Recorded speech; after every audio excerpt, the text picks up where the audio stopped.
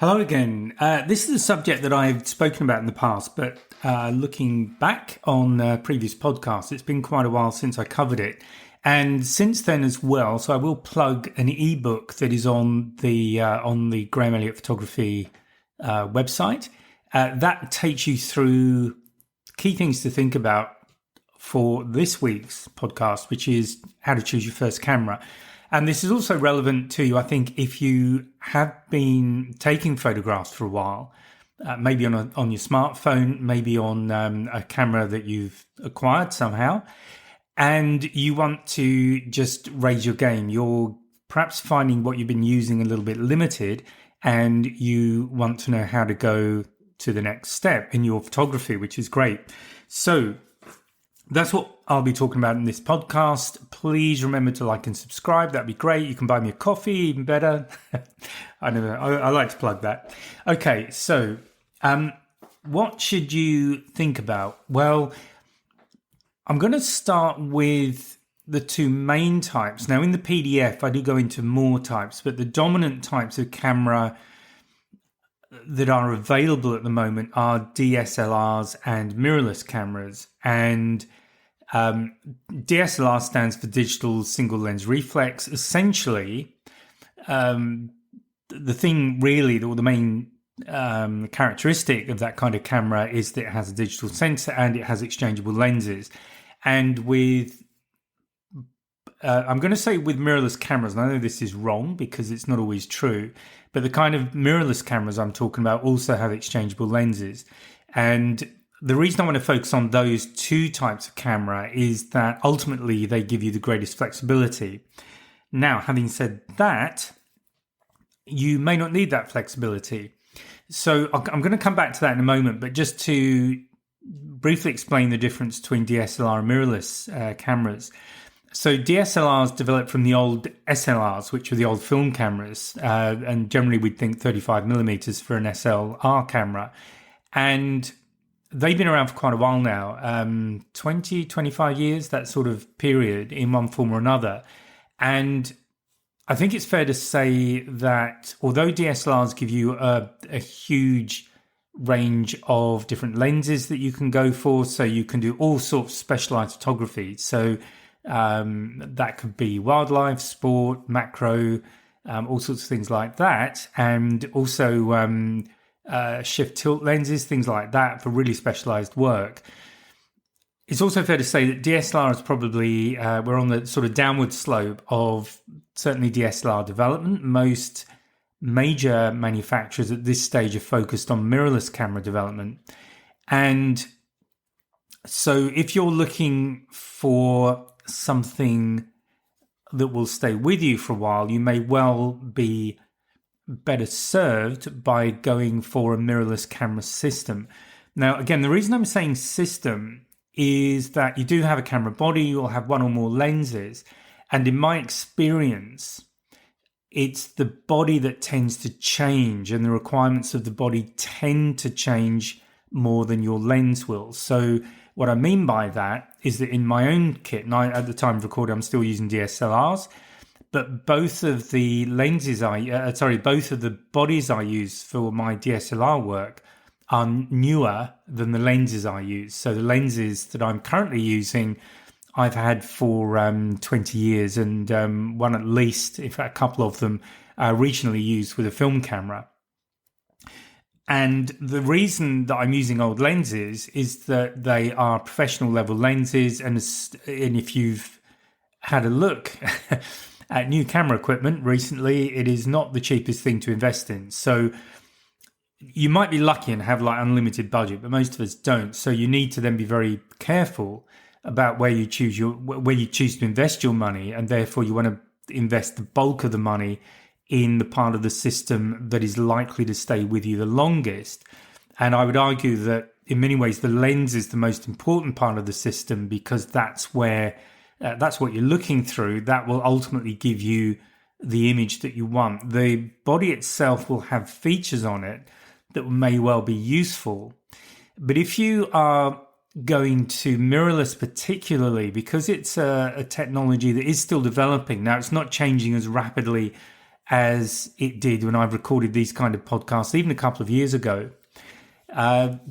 Just be aware that the chances are that you may need to replace the body before you replace the lens. So it's difficult for me to give you general advice simply because I don't know what you're doing. So I regard this, so please regard this as just general advice and it may not apply to you. But I would invest more of my money in the lenses than I would in the body itself.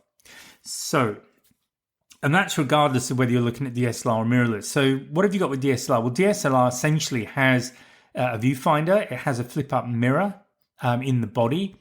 And some people like that because those of us who have used cameras for quite a while have got very used to looking through viewfinders.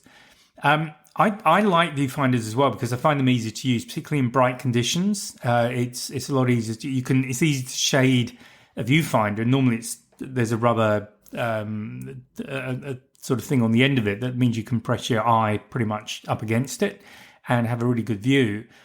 With mirrorless, you don't have that. You'll use a screen on the back, which you may also have with DSLR. So the DSLRs I have also have what they call a live view mode. They're Canons, and that means I can look at what's going on the back of the camera and also do it remotely through a connection onto a laptop or something like that. I just find with the screens in brighter conditions, it can be much harder to see what's going on, but this comes down to personal preference and whatever works for you. But that's the bigger difference. So what does that mean? It means that DSLRs tend to be a bit bigger and heavier than the equivalent mirrorless camera. Now, that also means that lenses, as a general rule for mirrorless cameras, will be smaller than the equivalent focal length on a DSLR. I'm not going to dive into all the differences, but the what size sensor you have as well will be a factor. And I don't want this to get too technical either.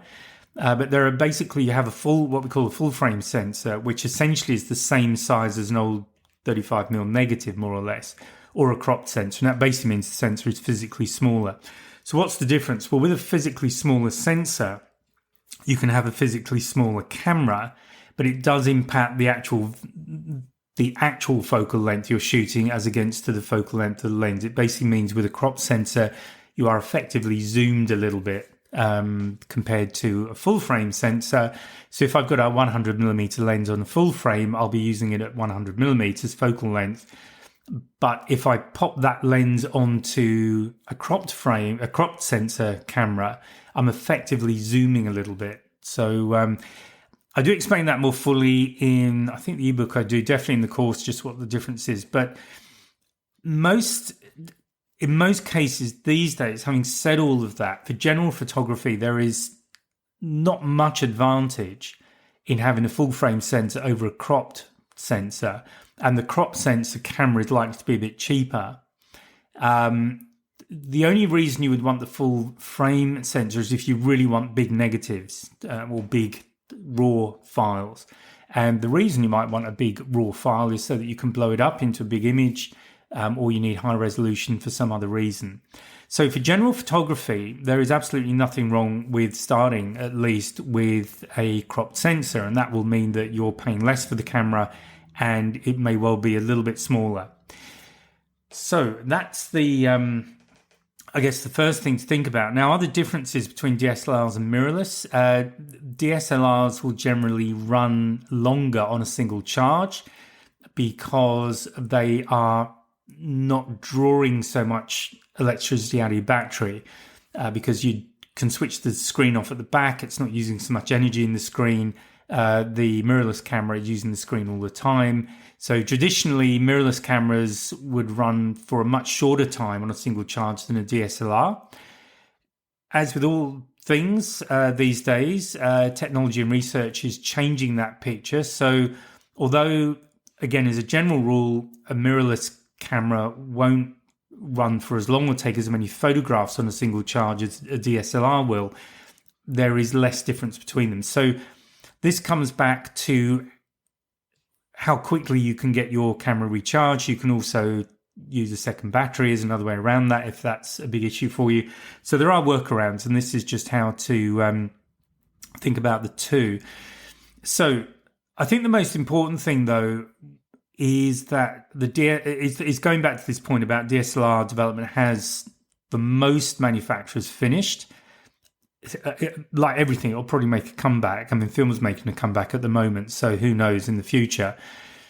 In theory, that means that you can get a better deal on a DSLR, but what I've found in practice is that there are now fewer DSLR options available as manufacturing of DSLRs slows down, development has slowed down pretty much to stop, and the market is definitely shifting towards mirrorless. So people who sell camera gear will want to be selling mirrorless rather than DSLR. So the chances are, after all of that, is you're probably looking at a mirrorless camera. And I'd say it's not a bad choice either, because really it is where the future appears to be at the moment. Certainly that's all the evidence. So that's the safe bet.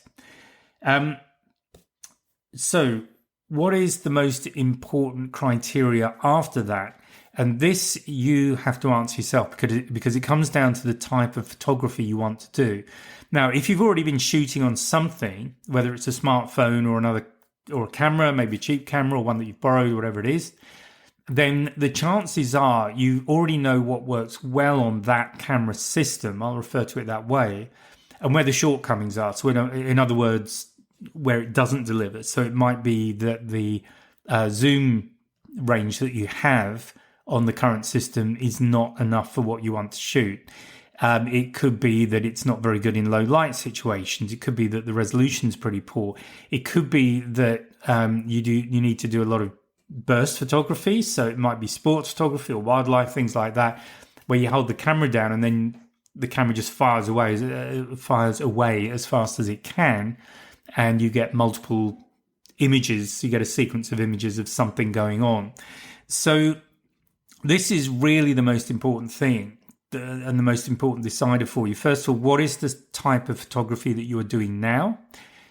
And I'm going to assume that you want to carry on doing that type of photography, but is there another type of photography that you would like to get into, but your current camera system really limits you in what you can do? So again, an example of that might be general family photography or portrait photography, shooting with friends. It could be travel photography, but you'd really be able to do a bit more sort of zoom photography or long telephoto, that kind of thing, just to getting close to, a feature on a cathedral or a sporting event or something like that.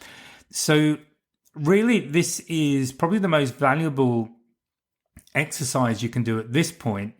It's to start writing down what you need your new camera system to deliver, and that will start with the type of photography you're doing, and then start to write down the pros and cons of your current system. And obviously the pros on your current system, so that might be ease of use, it might be a bright screen so you can see what's going on. There may be other things about it that you really like. It might be that it's easy to get accessories for it, for example. These are the kind of things you want to keep in the next system. Okay, so this is part of what you're looking for in that system. Then when you come to the cons, the things that are holding you back, obviously these are the additions that you need to add into the new system. So the new system will start off with the pros on your current setup, and then you add in the list of things where you're short. So for example, it could be zoom capability, it could be zoom lens availability, or just long focal lengths. You might find that you do a lot of photography where a 400mm lens, for example, might be exactly what you want. So that's going to produce a wish list, and from that wish list, you then look at what's available, essentially. Now, so what sort of camera should you be looking at? So the big driver, in my opinion, is likely to be cost as the next thing to look at. So can you afford to invest in a new system? And the benefits of a new system generally are that you've got manufacturer's warranty. So if there's something wrong with it, then you can return it. You've got the full life. You know how it's being treated because you're the one doing treatment of it. So it's always nice to get a new camera. However, that might not be an option. So then it's a question of looking at used gear. And what used options do you have available? So the advantages there are obviously lower cost. And I would always recommend that you buy from a store, camera store, a specialist store. And the reason for that is if something goes wrong, you can always go back to them. You really want to make sure you've got a warranty. Now, I haven't bought anything from a store for quite a while, but I used to look for a minimum of a 3-month warranty because that gave me time to really check out the camera, even try things I wouldn't normally use, features I wouldn't normally use, but make sure that they're working. If you are going to do a kind of hybrid solution, so you may choose to, let's say, buy a new body because that might be more affordable, and you buy a second-hand lens because the lens component is new, very expensive. Again, where you can, I recommend that you go into a store, take your camera with you, put the lens on it. And what I would do is stand in the doorway. I mean, not do a runner, but stand in the doorway and take some photographs and see what you've got. Ideally, if you can expand them up on the screen on the back of the camera, that will give you a good idea. Ideally, what you want to do is just stick them on a laptop or something, or a bigger screen, so you can really have a good look at them and make sure there are no distortions, there are no little pixels missing, anything like that in the image. So basically, the image needs to look sharp, it needs to be well exposed, it needs to be evenly exposed, evenly focused. You want to be getting the kind of focus that you're expecting. So, for example, just shoot a lens camera combination at different apertures. You can go into an aperture priority mode, for example, and just shoot with different depths of field, see what results you get. Are they what you're expecting? And if you're not sure what to expect, you probably want to just, I've got, so there are some, have a look at sites like Nikon used to do one, I think they still do, where they'll show you what to expect from different lenses in terms of magnification. I think they give you an idea as a simulation of what you can expect with different apertures. So if you really don't know anything about it, I guess the best thing to do would be to take someone along with you who does. But if not, have a look online and just get a feel for what different apertures should give you in terms of depth of field on different on particular focal length lenses, because that will vary with the lens. So the bottom line there is where you can try things out. If you have bought online, just make sure you have got a warranty, you can return it, and make sure that as quickly as possible you just do a real run through the whole camera to make sure it's all working, the camera and the lens set up, to make sure everything is looking good. The advantage you have with that kind of situation is you can stick the images on your computer or onto a television, anywhere where you've got a big screen, really, and then you can start to see what sort of resolution you got. And you're really looking for areas, maybe little areas that are out of focus or look kind of blurry. There might be pixels missing. So if you're looking at a camera body, this may mean that your sensor is dirty. And if that's the case, I use a camera specialist to clean my sensors every now and again, because what happens with sensors is that overuse, they do gradually acquire slowly a sort of level of grime, if you want to think of it that way. So periodically, it's a good idea to just get them properly cleaned. Unless you know what you're doing, I don't recommend doing that yourself, because camera gear is quite delicate when you start digging around inside, and you really do want to know what you're doing.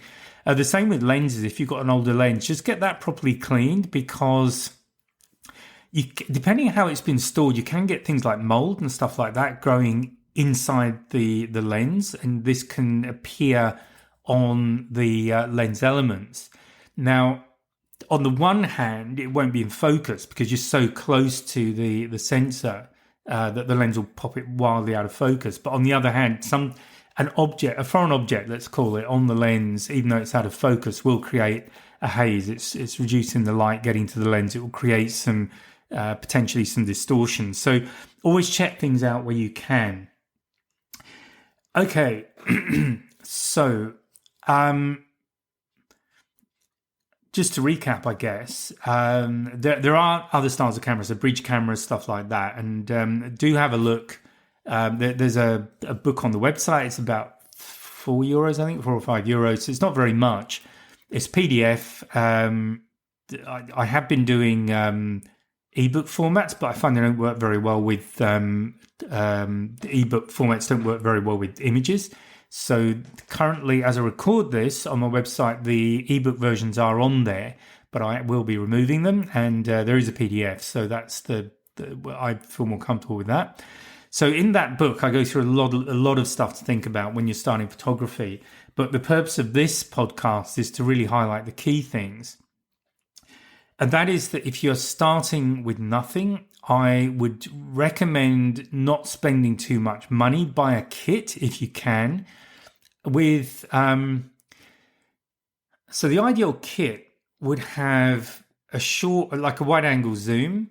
And I'm hesitating to give you focal lengths because I don't want you to think this is what you need to do, because it will vary on the camera, because I've already mentioned that if you've got a cropped sensor, which you're more likely to have, you can get away. A shorter focal length will actually give you more of a zoomed look on that kind of sensor anyway. But I would suggest starting, just get a kit you can comfortably afford. Approach it from the perspective that you're going to be replacing some of it at least. I don't like plastic kits, but that's because of the environment I'm in. Often I'm hiking for a while, I might be on a boat.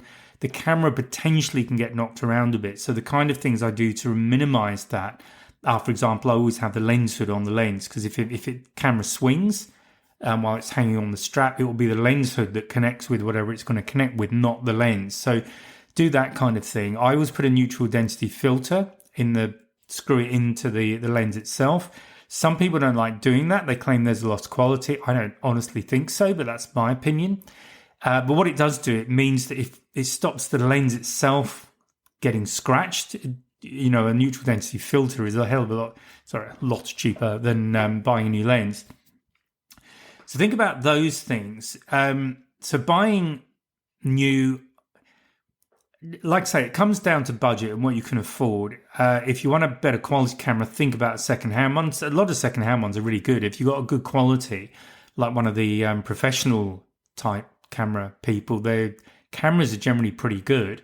So even a second-hand one will do very well.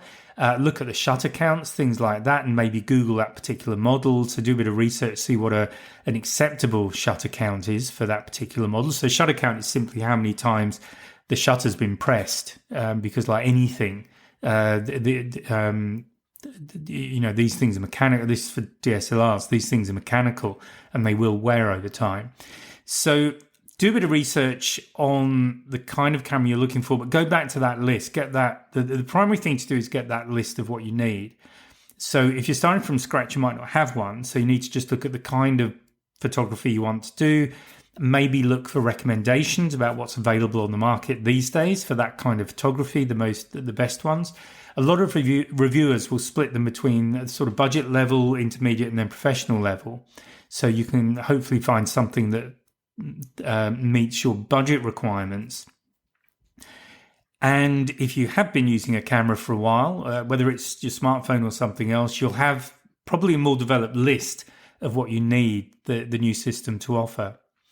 But do remember, it's all, the goalposts constantly moving, to use a football metaphor. So you're likely to find that technology will change over time anyway. The lenses that are available from a certain manufacturer will change. You might want to consider independents. These days, certainly the main independents are good quality lenses as well. But look for reviews. I always do that. So I absolutely recommend that you do that. And of course, your own style will change as you photograph more and as you get inspired by different things, or you try different types of photography. You'll find that what you need from a camera and a camera system is also changing. So this is another reason to look at this as an investment, but possibly a short to medium term investment in equipment, because you don't know what's around the corner, either from a technology perspective or from the requirements that you have to get the most from your style of photography. Okay, so that is just really some thoughts on what to think about when you're buying a camera. And I hope that's been useful. I do recommend you to the ebook. and I'll speak to you in the next podcast. So good luck, and bye for now. Oh, and just one more thing before you go. Just remember to drop any comments that you have or questions, and I'll get back to them in a future podcast. And remember that there's a new podcast every Friday. So if you've enjoyed this one, please remember to like and subscribe and join me on my mailing list, and you'll get a heads up about the latest podcast. So bye for now.